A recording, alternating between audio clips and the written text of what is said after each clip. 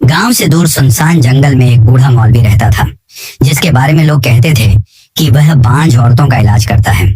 जवान लड़कियों को वह दुआ और दम का बहाना बनाकर अपनी झोंपड़ी में बुलाता था, मगर उस झोंपड़ी के अंदर क्या होने वाला था, ये कोई जानता ही न था। जो लड़कियां अंदर गईं, उनकी जुबानें हमेशा के लिए खामोश हो गईं। आज आपको वह सच सुनने को मिलेगा जो बरसों से अंधेरों में दफन है। कहानी को आखिर तक जरूर देखें, क्योंकि जो राज खुलेगा वह आपकी रूह तक हिला देगा। शबाना एक छोटे से गांव की लड़की थी। धूप में झुलसती टूटे झरोखों से धुंधला आसमान देखती वह अक्सर सोचती थी कि क्या जीवन बस इतना ही है। वह खूबसूरत थी, बहुत ज्यादा। गोरापन, बड़ी बड़ी काली आंखें, लंबे बाल और ऐसी नरमी जैसे किसी राजकुमारी की त्वचा हो। लेकिन किस्मत, वह कभी चेहरा नहीं देखती थी। शबाना की शादी हुई थी रईस से, जो उसी गांव का एक किसान था। रईस का पिता कब का निधन हो चुका था। माँ यानी शबाना की सास जहर जैसी औरत थी। उसका सिर्फ एक ही गम था कि शबाना के यहाँ संतान क्यों नहीं हो रही। शुरू शुरू में तो बस तंज सुनने को मिलते थे, पर समय बीत गया और तंज ताने से निकलकर अत्याचार में बदल गया। रातों को सास कभी उसकी कमरे का दरवाजा पीटती, बांझ औरत, तू इस घर की बदकिस्मती है। दिन में अगर शबाना खेतों में काम करने जाती तो आसपास की औरतें हंसती थीं। कितनी सुंदर है, पर कमबख्त पेट खाली है। रईस, वह खामोश रहता, न शबाना का साथ देता न माँ को रोकता। उसके लिए जैसे सब कुछ आम था। वह सितंबर की एक सुबह थी। शबाना ने झोपड़ी से बाहर कदम रखा तो धूप कुछ ज्यादा ही चुभती हुई महसूस हुई। पीछे से सास की आवाज आई, आज भी तेरे साए से मनहूसियत लगती है। शबाना का दिल टूट गया, पर आंखें पुरानी थीं, आंसू नए नहीं थे।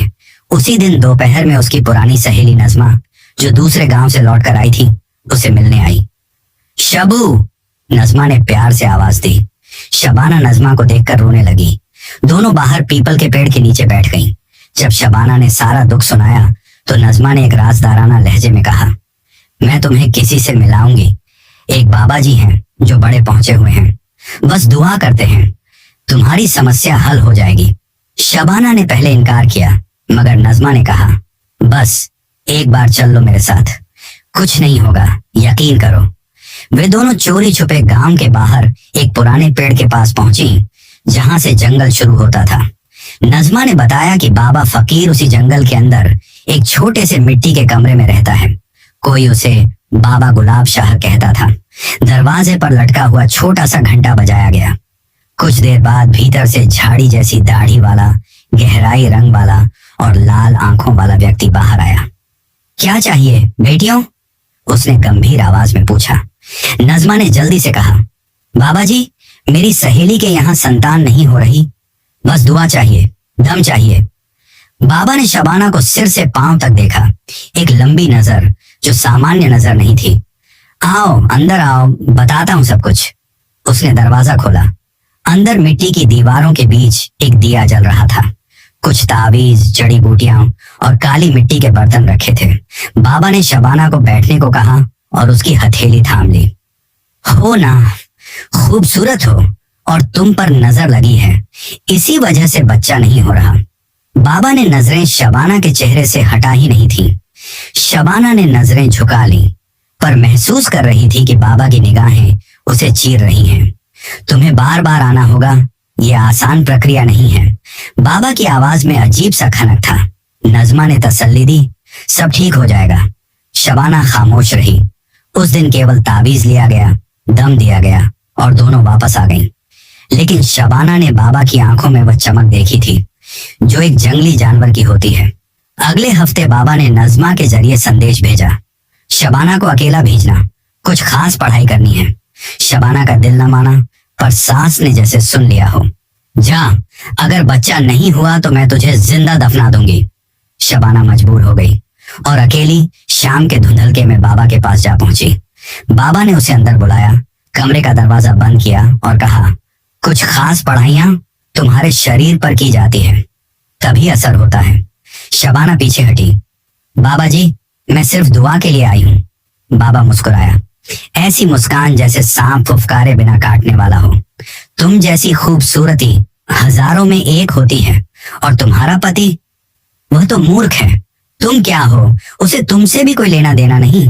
शबाना ने कहा, मैं जा रही हूँ। बाबा ने ताबीज की थैली से एक तस्वीर निकाली, शबाना का चेहरा और नीचे रईस का नाम।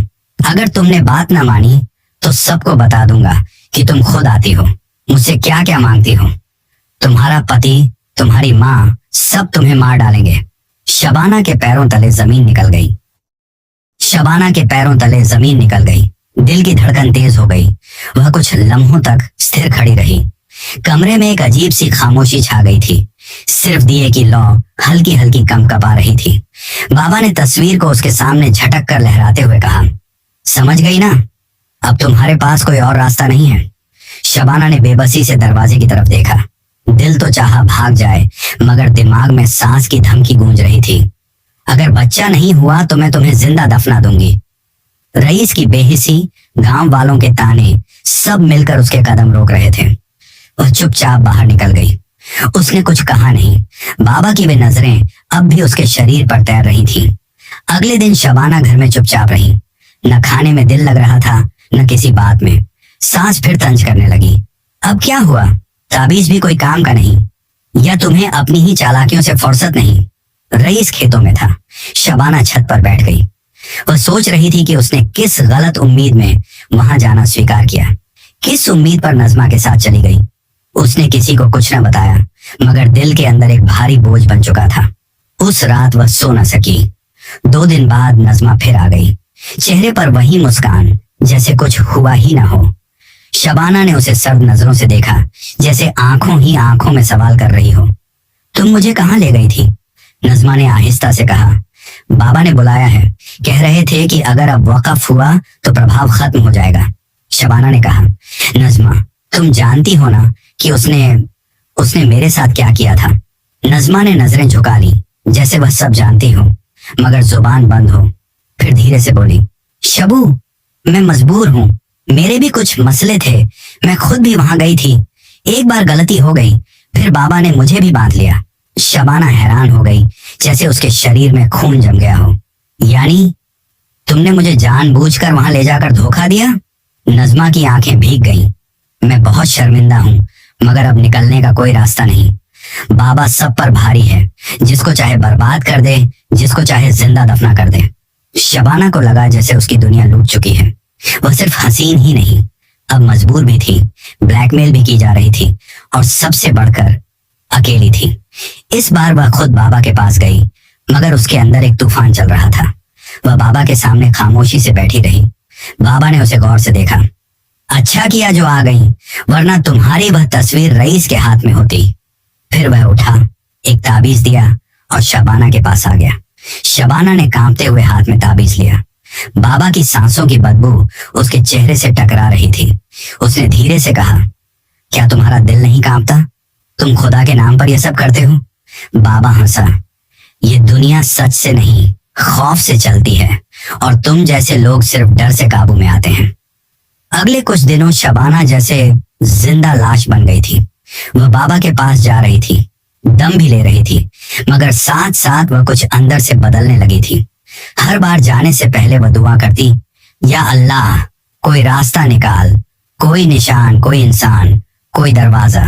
इसी दौरान गांव में एक नया मौलवी साहब आए। मस्जिद में सुधार की बातें होने लगी। महिलाओं को तालीम और हौसले की दावत दी जाने लगी। एक दिन शबाना उनकी बीवी से मिली, जो बड़ी नरम मिजाज औरत थी। शबाना ने धीरे धीरे अपने दिल की बात कहना शुरू की। पहले इशारों में, फिर धीरे धीरे वह पूरा वाकया उसके सामने रख दिया। मौलवी साहब की बीवी ने शबाना का हाथ पकड़ा। बेटी, तुम अकेली नहीं हो। अल्लाह के घरों में अंधेरे नहीं होते, बस हम आंखें बंद रखते हैं। जो शख्स तुम्हें ब्लैकमेल कर रहा है वह बाबा नहीं, एक भेड़िया है। हमें उसे बेनकाब करना होगा। शबाना के अंदर एक चिंगारी जाग उठी। पहली बार किसी ने उसे सहारा दिया था, न कि ताना। उसने मौलवी साहब की बीवी की बात पर भरोसा किया। अगले दिन मौलवी साहब खुद उसके घर आए। रईस से मुलाकात की। रईस चौंक गया, मगर खामोश रहा। मौलवी साहब ने उसे मस्जिद आने की दावत दी। 3 दिन बाद शबाना ने हिम्मत करके मौलवी साहब को सब कुछ बता दिया। उन्होंने योजना बनाई, शबाना को अगली बार भेजने को कहा, मगर इस बार वह अकेली ना होगी। सब कुछ रिकॉर्ड किया जाएगा। अब शबाना अंदर से कांप रही थी, मगर उसके दिल में एक नई ताकत भी आ गई थी। वह जानती थी कि अगर अब खामोश रही तो हमेशा के लिए कैद हो जाएगी। उसने वही किया जो मौलवी साहब ने कहा था। बाबा फकीर बेखबर था कि इस बार जो लड़की आ रही है वह पहले वाली शबाना नहीं रही। रात का वक्त था, आसमान पर बादल थे और कभी कभी बिजली चमकती तो लगता जैसे कोई राज खुलने वाला हो। शबाना आज फिर उस कच्चे रास्ते पर थी जो जंगल के उस अंधेरे कमरे की तरफ जाता था जहां बाबा फकीर रहता था। लेकिन आज की शबाना वह नहीं थी जो डरी सहमी जाती थी। आज उसके अंदर कोई और आग जल रही थी। मौलवी साहब ने उसकी मदद के लिए एक छोटा सा यंत्र दिया था जिससे आवाज रिकॉर्ड हो सकती थी। शबाना के लिबास में वह छिपा हुआ था। जब वह अंदर पहुंची तो बाबा हमेशा की तरह उसे देखकर मकरूह मुस्कान के साथ बोला, आखिर मान ही गई मेरी परी। शबाना ने खुद को मजबूत रखा, चुपचाप अंदर बैठ गई। कमरे में वही मध्यम दिया, वही ताबीज, वही काली चादर, मगर आज माहौल में कुछ बदलाव था। एक खामोश फैसला हुआ पड़ा था जो सिर्फ शबाना जानती थी। बाबा करीब आया, उसके बालों को छूने की कोशिश की। तुम जानती हो ना, तुम्हारे जैसी लड़कियों के लिए दुनिया कैसा सलूक करती है। तुम्हें इज्जत कहीं नहीं मिलेगी, सिर्फ मेरे पास है। तुम्हारे जैसी हसीन औरतों को काबू में रखना पड़ता है, वरना यह सारा हुस्न बर्बादी बन जाता है। शबाना का दिल कांप रहा था, मगर वह बोली, बाबा जी, जो आपने मेरे साथ किया, क्या वह सब जायज था? बाबा हंसा, जायज? दुनिया में सब कुछ ताकत से जायज होता है। जिसके पास इख्तियार है वही यहाँ खुदा है। मैं तुम्हें इज्जत दे रहा हूँ, तहफ्फुज दे रहा हूँ, वरना तुम तो खुद आई थी ना मेरे पास। शबाना की आंखों में आंसू आ गए, मगर इस बार वे कमजोरी के नहीं थे। वह बोली, मैं आई थी दुआ के लिए, न कि अपनी इज्जत लुटवाने के लिए, और अब मैं तुम्हें बेनकाब करने आई हूँ। बाबा के चेहरे का रंग बदल गया। क्या कहा तुमने? बेनकाब? उसने गुस्से में आकर शबाना का बाजू पकड़ लिया। तुम्हें अंदाजा नहीं है कि मैं कौन हूँ। कितने लोगों को मैंने कब्र में उतार दिया और किसी को खबर तक न हुई। शबाना ने कहा, बस बहुत हो चुका। आज तुम्हारी आवाज कैद हो चुकी है। तुम्हारी जुबान, तुम्हारे अल्फाज सब महफूज हो चुके हैं। बाबा ने पीछे हटकर दरवाजे की तरफ देखा। उसे कुछ अंदाजा हो चुका था कि बात कहां तक जा पहुंची है। वह भागने की कोशिश करने लगा, मगर बाहर पहले ही कुछ लोग खड़े थे। मौलवी साहब, कुछ देहाती मर्द और नजमा भी, जो आखिरकार हिम्मत करके सामने आ गई थी। शबाना ने दरवाजा खोला और बुलंद आवाज में कहा, यही है वह मर्दूद जो औरतों की मजबूरी से फायदा उठाता रहा, जो बुजुर्ग नहीं दरिंदा है। बाबा के चेहरे से नकाब उतर चुका था। लोगों ने उसकी बातें सुन ली थी, रिकॉर्ड सुन लिया गया। गांव में शोर मच गया। औरतें जो बरसों से खामोश थीं, वे सब बोल पड़ी। एक के बाद एक चेहरा सामने आता गया। वह अकेली नहीं थी। नजमा भी रोती हुई सब कुछ बता चुकी थी कि कैसे वह भी उसी जुल्म का शिकार बनी थी और फिर डर के मारे दूसरों को भी धकेलती रही। बाबा को गांव के बड़ों के सामने पेश किया गया। मौलवी साहब ने कहा, यह अल्लाह के नाम पर शैतानियत करता रहा और हम सब खामोश तमाशाई बने रहे। अब वक्त है कि हम अपनी बेटियों की हिफाजत करें, न कि उन्हें अकेला छोड़ें। गांव वालों ने बाबा फकीर को पुलिस के हवाले किया। मुकदमा चला और सब औरतों की गवाही के बाद वह जेल चला गया। शबाना को एक नई जिंदगी मिली। अब वह सिर्फ रईस की बीवी नहीं थी, बल्कि वह गांव की उन औरतों की आवाज बन गई थी जिन्हें हमेशा दबाया गया। मौलवी साहब की बीवी ने उसके साथ एक छोटा सा स्कूल खोलने में मदद की, जहां औरतों को पढ़ाया जाता, उन्हें अपने हक के बारे में बताया जाता। रईस भी बदलने लगा। शायद जमीर जागा या दुनिया के सामने शर्मिंदगी ने उसका गुरूर तोड़ दिया। उसने पहली बार शबाना से साफ लफ्जों में माफी मांगी। मैं तुम्हें कभी समझ ही नहीं सका और तुम तन्हा लड़ती रही। शबाना ने माफ तो किया, मगर दिल से अब वह कमजोर नहीं थी। वह जान चुकी थी कि किसी मर्द की छांव में जीने से बेहतर है कि औरत अपने पैरों पर खड़ी हो। नजमा भी गांव छोड़कर शहर चली गई, जहां उसने नई जिंदगी शुरू की। शबाना ने उसे खत लिखा, हम सब गलतियों के हाथों मजबूर हो जाते हैं, मगर सच का रास्ता हमेशा खुला होता है। देर से सही, मगर जब हम हिम्मत करते हैं तो रोशनी जरूर आती है। अंधेरा था, बहुत गहरा, मगर शबाना ने उस अंधेरे में चराग जलाया था। अब वह सिर्फ एक बांझ औरत नहीं थी, अब वह अपनी कहानी की मालिक थी। सबक, नैतिक संदेश, इस कहानी का सबक यह है कि बुराई और जुल्म हमेशा छुपे नहीं रह सकते। जो लोग कमजोरों का सहारा बनकर उनकी मजबूरी का फायदा उठाते हैं, एक दिन बेनकाब हो ही जाते हैं। औरत कमजोर नहीं होती, बस उसे अपनी आवाज बुलंद करने के लिए हिम्मत की जरूरत होती है। जब वह साहस करती है तो न सिर्फ अपनी बल्कि दूसरों की जिंदगियां भी बदल देती है। अंधेरा कितना भी गहरा क्यों ना हो, एक छोटा सा दीपक उसे चीर देता है। अगर आपको यह कहानी पसंद आई है तो हमारे चैनल को सब्सक्राइब करें ताकि ऐसी और कहानियां आप तक पहुंचती रहें।